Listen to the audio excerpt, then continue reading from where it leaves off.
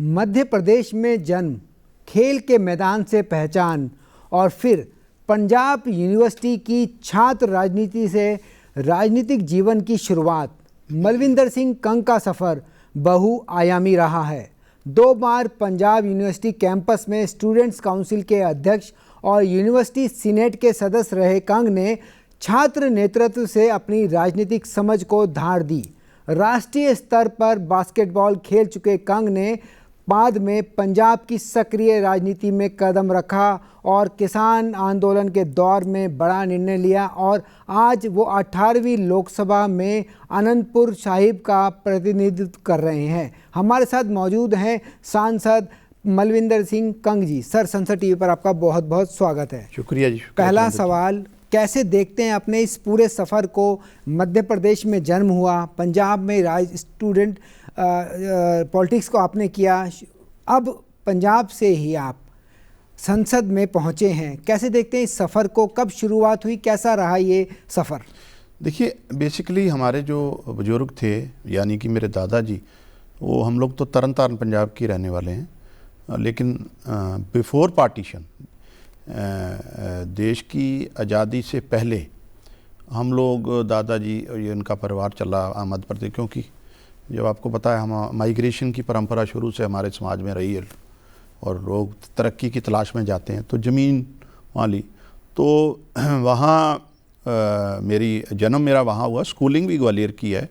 उसके बाद मैं पढ़ाई करने के लिए लुधियाना, क्योंकि मैं स्पोर्ट्समैन भी था, मैं मध्य प्रदेश से भी नेशनल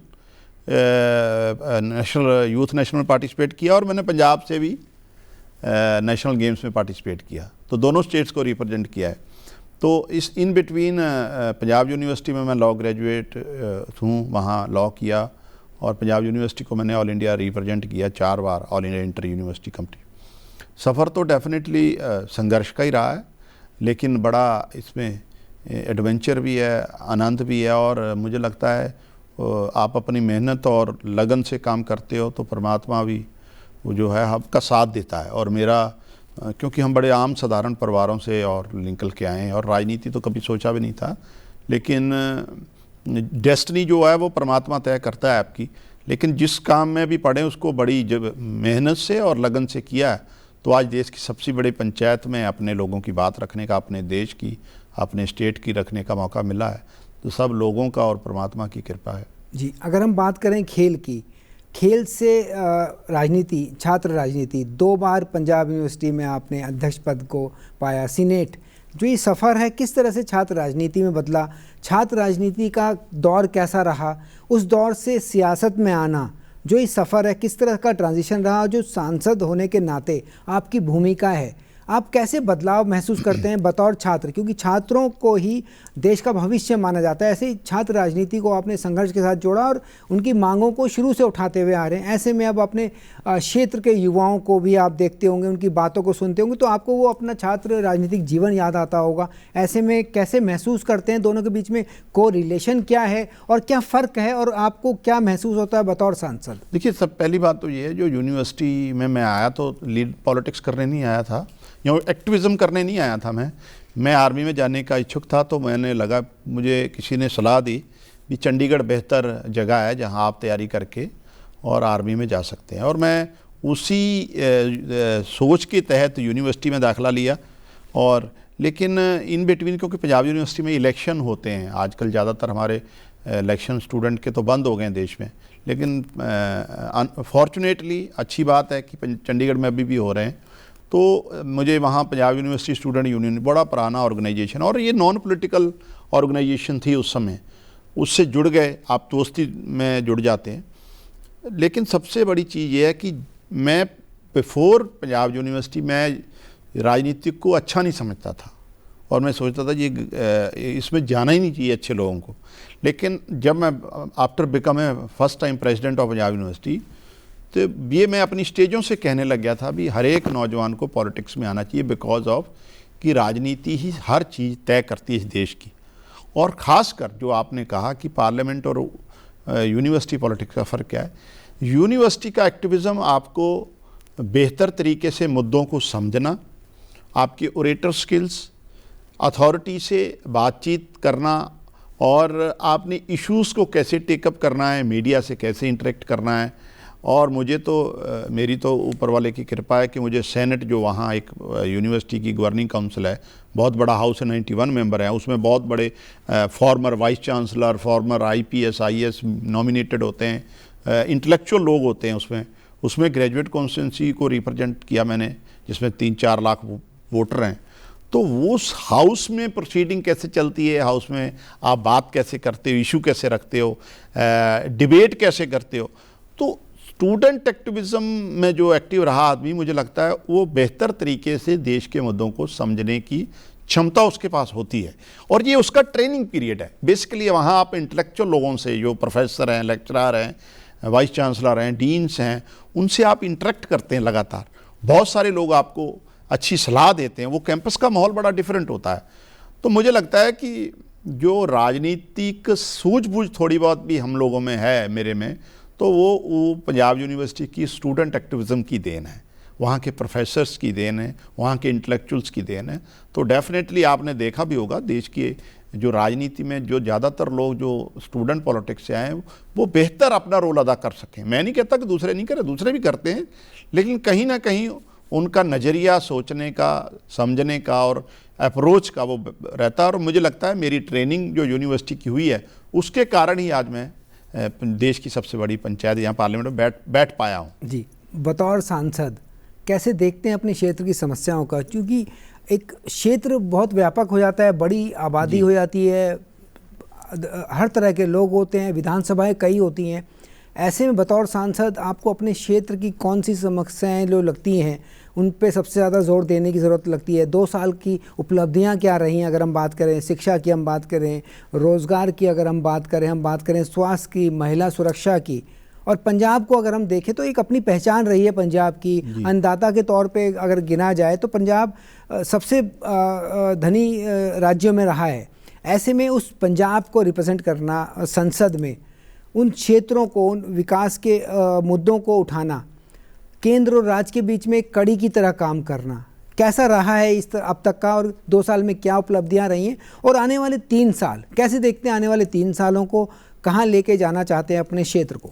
देखिए, सबसे बड़ी बात तो ये है कि मुझे इमीडिएटली सारा कुछ नहीं मिला, संघर्ष से मिला। 2003 में मैं लास्ट टाइम स्टूडेंट यूनियन का प्रेसिडेंट बना, फिर 4 से लेकर 12 तक सेनेट का मेंबर रहा, लेकिन 24 में आके मैं मेंबर पार्लियामेंट।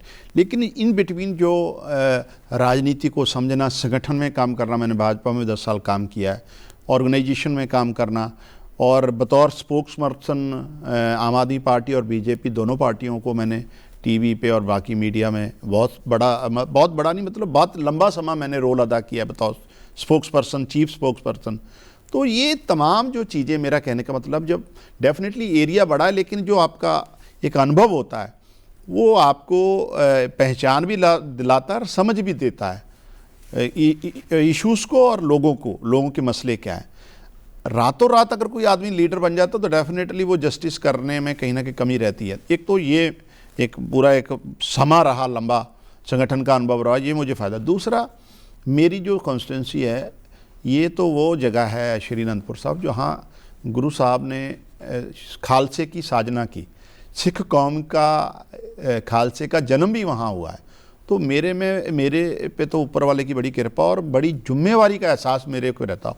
और वो खालसे की जन्मभूमि का जो कंसेप्ट है, सिद्धांत है, वो बहुत व्यापक बड़ा है। मानस की जात सब एक है पहचान वो। गुरु साहब ने भेदभाव को ख़त्म किया है, एकता की बात की, समानता की बात की, भाईचारे की बात की। जब वहाँ 1699 में वैसाखी वाले दिन खालसा सजाया, तो देश के अलग अलग कोनों से जो गरीब लोग थे, जो गरीब गुरु, उनको उन्होंने 5 प्यारे सजाया था, सिख बनाया था। वो कोई गुजरात से था, कोई बीदर से था, तो कोई बिहार से था, तो एक लाहौर से था।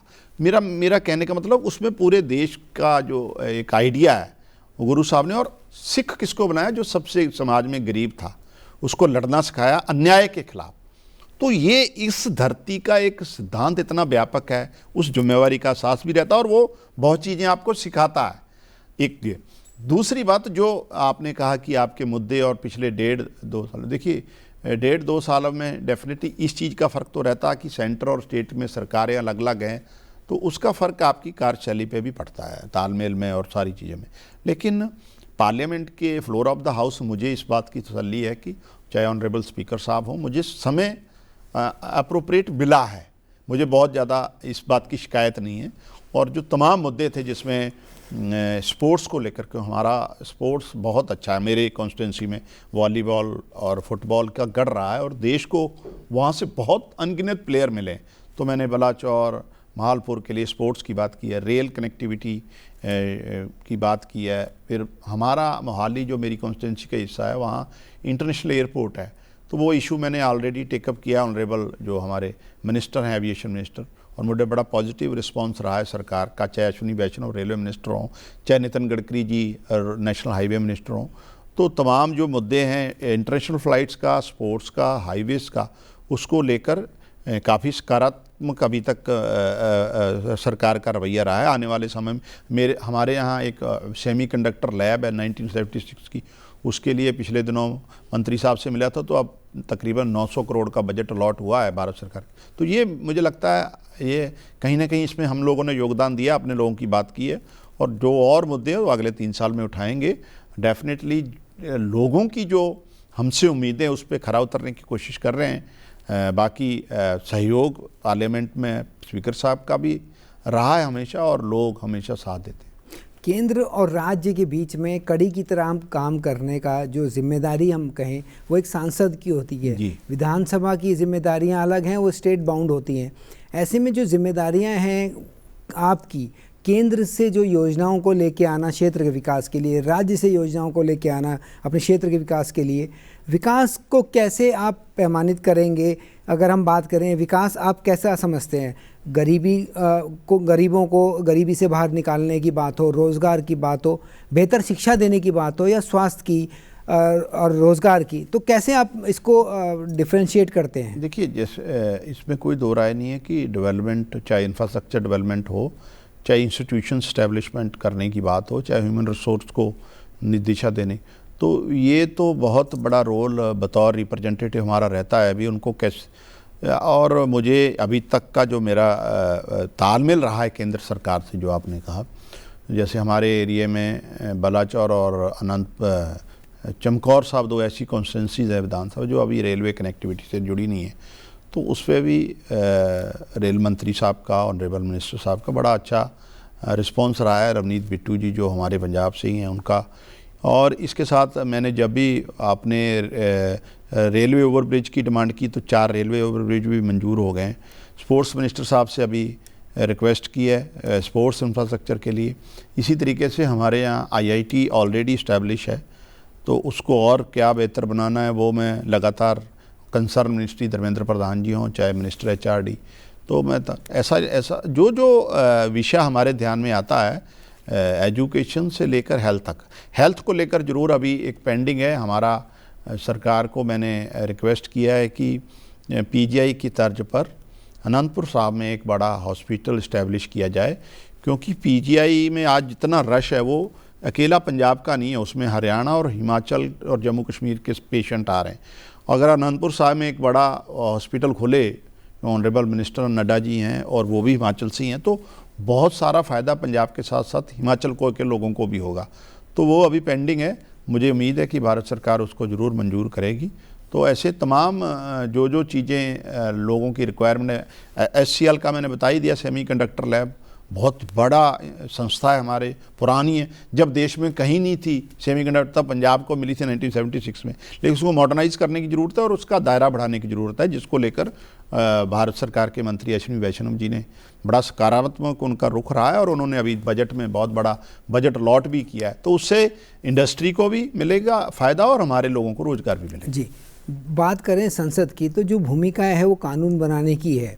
ऐसे में आपको क्या लगता है कौन से ऐसे कानून हैं जिनकी देश को ज़रूरत है, अमेंडमेंट्स की ज़रूरत है? अगर हम बात करें संसद की समितियों की भी, तो जो भूमिका है संसद की और समितियों की, इन दोनों को आप कैसे अलग आंकते हैं और महत्वपूर्ण ज़्यादा किसे मानते हैं? हालांकि लोकतंत्र का मंदिर है जिसमें सभी तरह के विषयों को प्रश्नकाल के माध्यम से, शून्यकाल के या बिलों के माध्यम से उठाया जाता है, वहीं संसद की समितियों की भूमिका जो आम लोगों को शायद उतना नहीं पता रहता कि समितियां किस तरह से काम करती हैं, उनकी भूमिका क्या है, कितनी महत्वपूर्ण है, उसको किस तरह से बताना चाहिए? देखिए, मैं जो कमेटी में हूँ, स्टैंडिंग में फार्मास्यूटिकल और केमिकल फर्टिलाइज़र है, बड़ी इंपॉर्टेंट कमेटी है और कीर्ति आज़ाद जी हमारे चेयरमैन हैं। तो हमने पिछले साल भी कई देश के अलग अलग भागों में दौरा किया था जहाँ जहाँ हमारे फर्टिलाइज़र और केमिकल के प्लांट हैं, क्योंकि फर्टिलाइज़र वाले मामले में लगातार लोगों के इश्यूज़ हैं कि बतौर चाहे यूरिया की बात हो चाहे डीएपी, लगातार उसकी कमी पाई जा रही है। हालांकि प्रोडक्शन काफ़ी अलग अलग देश के अलग अलग भागों में हो रही है, लेकिन इसके बाद भी हम इंपोर्ट बहुत सारा कर रहे हैं। उसको लेकर उस कमी को कैसे पूरा किया जाए, किसानों को बेहतर उर्वरक और सस्ते रेट पे मिले, सब्सिडाइज तो भारत सरकार ने ऑलरेडी किया हुआ है, उसको लेकर हमारी तमाम रिकमेंडेशन कमेटी की भारत सरकार को गई हुई हैं। मुझे लगता है ये तमाम जो इंस्टीट्यूशन है, चाहे वो कमेटी है, बेसिकली ये संस्था है, उसमें तमाम ऑनरेबल मेंबर पार्लियामेंट काम करते हैं और सभी पार्टियों के होते हैं, तो उनकी रिकमेंडेशन जो है कंसर्न मिनिस्ट्री और पार्लियामेंट गंभीरता से लेता है। चाहे डिमांड फॉर ग्रांट्स हो तो डेफिनेटली उसमें हम कोशिश तो कर रहे हैं कि हमारी ये पूर्ति जो फर्टिलाइज़र की किसानों को वो फुलफिल हो जाए। और ये अगर आप कहेंगे इन दोनों का अलग अलग भूमिका, लेकिन पर्पज़ एक ही है कि देश के लोगों की बेहतरी के लिए काम करना। लेकिन अलग अलग संस्थाएं और कमेटी के माध्यम से आपके पास समय काफ़ी रहता है, आपके पास एक्सपोजर बहुत है, आप देश के अलग अलग भागों में अपने, मेरे खुद कॉन्स्टिट्यूंसी में एनएफएल है बहुत बड़ा और पिछले 50 साल से काम कर रहा है, तो उसमें क्या कमियां और उसकी आगे क्षमता कैसे बढ़ाई जा सकती, ऐसी तमाम फीडबैक हम अपनी कमेटी के माध्यम से भारत सरकार को भेजते हैं। इसी तरीके से अभी रिसेंटली कमेटी में मैंने टेकअप किया था इशू, जो आजकल खाद के साथ डिस्ट्रीब्यूटर जो प्राइवेट हैं वो टॉनिक के माध्यम से किसानों का एक्सप्लॉइट कर रहे हैं। खाद तब देते हैं, वो साथ में वो अपने टॉनिक बेचते हैं जो आज जिसमें कहा जाता है कि इससे आपका प्रोडक्शन बढ़ेगी, वो कहीं ना कहीं एक्सप्लॉइटेशन है किसानों की। तो ऐसा फीडबैक भी हम कमेटी के माध्यम से कंसर्न मिनिस्ट्री को देते हैं और मिनिस्ट्री हमसे वादा भी किया है कि इसमें तमाम कानून जो है आने वाले समय में बनाए जाएंगे ताकि लोगों की एक्सप्लॉइटेशन रुके और सस्ती और अच्छी खाद किसानों को मिले। जी, अगर हम बात करें संसद में उपस्थिति की, तो आपका जो उपस्थिति रही है वो लगभग 95% से ज़्यादा की रही है। इसको कितना महत्वपूर्ण मानते हैं? संसद की परिचर्चाओं में हिस्सा लेना, प्रश्नकाल की अगर हम बात करें उसमें हिस्सेदारी देना, उसके माध्यम से सरकार को जिम्मेदार ठहराना कि वो जिम्मेदारी से उसका जवाब दे, शून्यकाल में तुरंत आप मुद्दे उठा सकते हैं, वहीं बिलों के माध्यम से, निजी विधेयकों के माध्यम से आप अपने विषय उठाते हैं, तो जो उपस्थिति है उसको आप कितना इम्पोर्टेंट मानते हैं? देखिए, उपस्थिति तो सबसे ज़्यादा इम्पोर्टेंट है। अगर आप उपस्थिति नहीं हाउस में रहेंगे तो आपका कंट्रीब्यूशन क्या रहेगा। तो मैंने तो कोशिश करी है पिछले 1.5-2 साल में कि हर एक सेशन में हर जगह हर टाइम मौजूद रहे, और कमेटियों में भी मेरी प्रेजेंस है ऑलमोस्ट इसी तरीके से। कई बार आपकी बहुत ज़्यादा इमरजेंसी सिचुएशन हो जाती है, जैसे इस सेशन में मेरा 1 दिन छुट्टी रहा है, वो भी उसका कारण भी यही था, अभी हमारे कॉन्स्टिट्यूंसी में सीएम साहब के कोई इंपॉर्टेंट कार्यक्रम था गुरु रविदास जी का। अदरवाइज मेरी कोशिश रहती है कि हाउस में मौजूद रहें, हाउस की प्रोसीडिंग्स में अपनी पार्टिसिपेट करें, अपने लोगों के, अपने स्टेट के जो जेन्युइन इश्यूज़ को रेज करें, और जो लेजिस्लेशन है, जो कानून बन रहे हैं, जैसे आज भी हमारा जो industrial relation code amendment bill 2026 आया, मैं उस पर भी पार्टिसिपेट करके आया हूँ, अपनी बात रख के आया हूँ कि हमारे मज़दूरों को लेकर इसमें क्या क्या कंसर्न है। वो अब मानना ना मानना सरकार का काम है, लेकिन मेरी कोशिश रहती है कि हाउस में हर टाइम मौजूद रहें और लेजिस्लेशन में अपना पूरा या कंट्रीब्यूशन है, जिस चीज़ की लोगों ने हमें ड्यूटी दी है वो हम अपनी ड्यूटी निभाएं। वहीं अगर हम बात करें आपके क्षेत्र की, हम बात करें पंजाब की, एमएसएमई और पंजाब में उद्योगों को बढ़ावा देने के लिए आप किस तरह की रणनीति पे काम कर रहे हैं? पंजाब लैंडलॉक स्टेट है, तो मेरी कोशिश निजी तौर पर भी और हमारी यही कोशिश है भी वहाँ एग्रो बेस्ड इंडस्ट्री को प्रोत्साहन मिले, तो ताकि कम से कम ज़मीन जो है उसमें यूज़ हो सके और ज़्यादा से ज़्यादा लोग उसमें अपना काम कर सकें, क्योंकि जो बाकी जो इंडस्ट्री है उसके लिए फिर लेबर पंजाब से मिलना मुश्किल हो जाती है, फिर दूसरी स्टेट से आती है। तो क्योंकि हमारे कई कंसर्न है, एक तो वहाँ ग्राउंड वाटर लगातार बहुत गहरा चला गया है, दूसरा जो फर्टिलिटी ऑफ लैंड है वो कमज़ोर हुई है लगातार, जो ज़्यादा खादें और पेस्टिसाइड डालने से। तो ये तमाम कंसर्न भी है। तो मेरी कोशिश तो ये है भी एग्रो बेस्ड इंडस्ट्री को प्रफुल्लित किया जाए, या आईटी इंडस्ट्री जो जैसा एचसीएल को अभी सरकार ने अच्छा पैकेज दिया है, मैंने उसकी डिमांड भी करी थी। तो ये इसे रोज़गार के साथ साथ जो लैंडलॉक की स्थिति है वो भी उसकी लैंडलॉक जो है स्टेट है, इस करके वो हमारा कंसर्न भी एड्रेस हो जाता है। और हमारे लोग भी जो है क्योंकि खुद एग्रीकल्चर से जुड़े लोग हैं तो उनको ये काम ज़्यादा बेहतर तरीके से आता है। हर एक आदमी का अपना स्किल है, तो उसके लिए मैं कोशिश कर रहा हूँ। और क्योंकि हमारा एक बॉर्डर स्टेट भी है, पंजाब की बात अगर आप करेंगे तो मैंने कई बार मांग की है ऑनरेबल प्राइम मिनिस्टर साहब से भी, और कि जो बॉर्डर का 750 किलोमीटर का एरिया है वहाँ किसानों को सुबह जाना पड़ता है अपने खेत, जो कि बॉर्डर पार हैं, तार जो लगी है पाकिस्तान इंडिया। तो उससे कई बार जो पीक सीजन होता है तो कई सिक्योरिटी रीजन के कारण वो जा नहीं पाते, टाइमली पानी नहीं दे पाते, खाद नहीं, तो उनका बहुत सारा नुकसान होता है। इस बार फ्लड आ गए बहुत, तो उनके लिए ज़रूर एक स्पेशल वहाँ उनको पैकेज दिया जाए या रिहेबिलिटेट किया जाए या कंपनसेट किया जाए। तो देखते हैं सरकार इसको कब कंसीडर करती है। तो ऐसे तमाम इश्यूज़ हैं जिसको लेकर हम भारत सरकार से लगातार राब्ता रखते हैं, हमारे ऑनरेबल चीफ मिनिस्टर साहब भी रखते हैं, हम भी रखते हैं। जी, अगर हम बात करें 2029 के चुनावों तक, क्या प्राथमिकता रहेगी आपके क्षेत्र में? किन विषयों को लेकर सबसे ज़्यादा आप आगे बढ़ेंगे, संसद में उठाएंगे? और बात करें विकसित भारत के लक्ष्य की, 2047 में जो लक्ष्य प्रधानमंत्री नरेंद्र मोदी ने रखा है विकसित भारत को हासिल करने का, ऐसे में कहाँ पाते हैं अपने संसदीय क्षेत्र को, कहाँ पाते हैं अपने स्टेट को, और क्या प्रगति के पथ पर आप आगे बढ़ रहे हैं और क्या प्रायोरिटीज़ हैं आपकी? देखिए, एक बात तो हम लोगों को उसका फ़ायदा कह लो या एडवांटेज है कि पंजाब क्योंकि पुराने समय से यहाँ से माइग्रेशन हो रही है, फर्टाइल लैंड रहा है, तो कहीं ना कहीं बाकी देश से आगे रहता है तरक्की के मामले में। बेसिक इंफ्रास्ट्रक्चर वहाँ सड़कें, स्कूल, हॉस्पिटल, ऑलरेडी जो बुनियादी चीज़ें वो ऑलरेडी बड़ा अच्छा इंफ्रास्ट्रक्चर है। दूसरा, हमारे लोग एनआरआईज बहुत हैं। जो मेरी कॉन्स्टिट्यूंसी की बात करेंगे तो नंगल, बंगा, अनंतपुर, नवांशहर और बलाचौर, गढ़शंकर, 4 ऐसी असेंबली हैं जहाँ से तो मेजॉरिटी ऑफ लोग बाहर हैं, हर घर से ज़्यादा परिवार बाहर। तो वो उस कारण वहाँ खुशहाली भी है। एक ड्रॉबैक ये है कि लोग चले गए, दूसरी उसको जो पीछे रहते हैं उनको सपोर्ट भी बहुत रहती है। तो मेरा तो अगले जो 4-5 बड़े काम जो लोगों ने मुझे एक्सपेक्ट किए हैं, एक तो इंटरनेशनल फ़्लाइट है, जैसे मैंने पहले कहा, एनआरआई होने के कारण लोगों को दिल्ली उतर के पंजाब जाने में 8-10 घंटे का जो सफ़र है वो बड़ा हरास करता, परेशान करता। और दिल्ली का ट्रैफिक, वो लोगों की डिमांड है, बहुत पुरानी है। मैंने ऑनरेबल मिनिस्टर साहब से भी बात की, भारत सरकार को भी लिखा है, मैं प्रधानमंत्री जी का भी समय लूँगा, अब रिक्वेस्ट करेंगे उनसे कि इंटरनेशनल फ़्लाइट वहाँ चल जाएं। मेरी कोशिश रहेगी अगले 3 साल में यूरोप के लिए, अमेरिका, ऑस्ट्रेलिया, कम से कम एक फ़्लाइट तो ज़रूर चले, ताकि हमारे एनआरआईयों का कंसर्न एड्रेस हो जाए। दूसरा, मैंने जैसे पहले बताया भी, स्पोर्ट्स का हमारे टैलेंट बहुत है।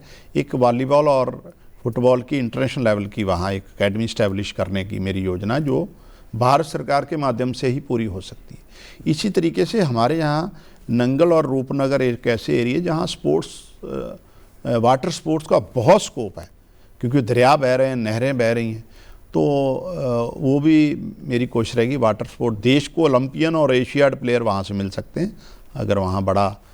इसी तरीके से हम चाहते हैं कि रेलवे के 2 सेंटर रहेंगे, बलाचौर और चमकौर साहब, एक नवांशहर मेन लाइन से जोड़ना है, उनसे जुड़ जाए।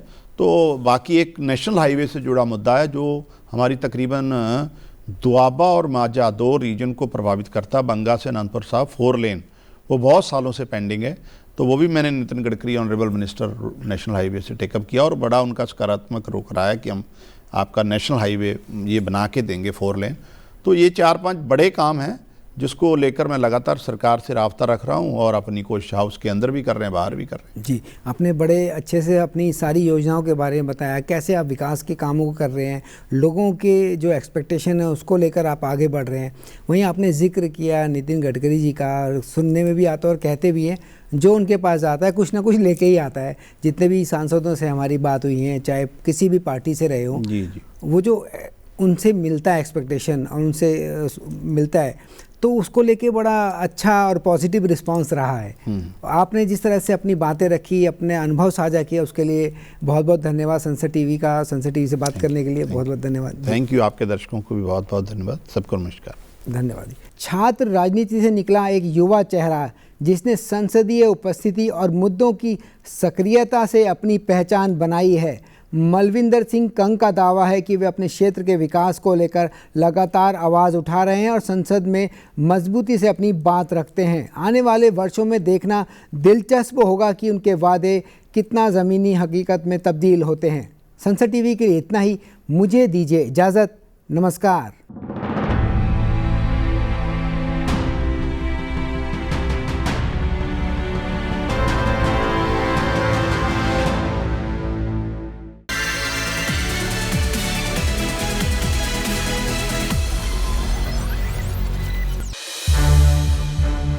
संसद टीवी के और भी प्रोग्राम्स देखने के लिए सब्सक्राइब करें हमारा YouTube चैनल और हाँ, इन्हें लाइक और शेयर करना ना भूलें।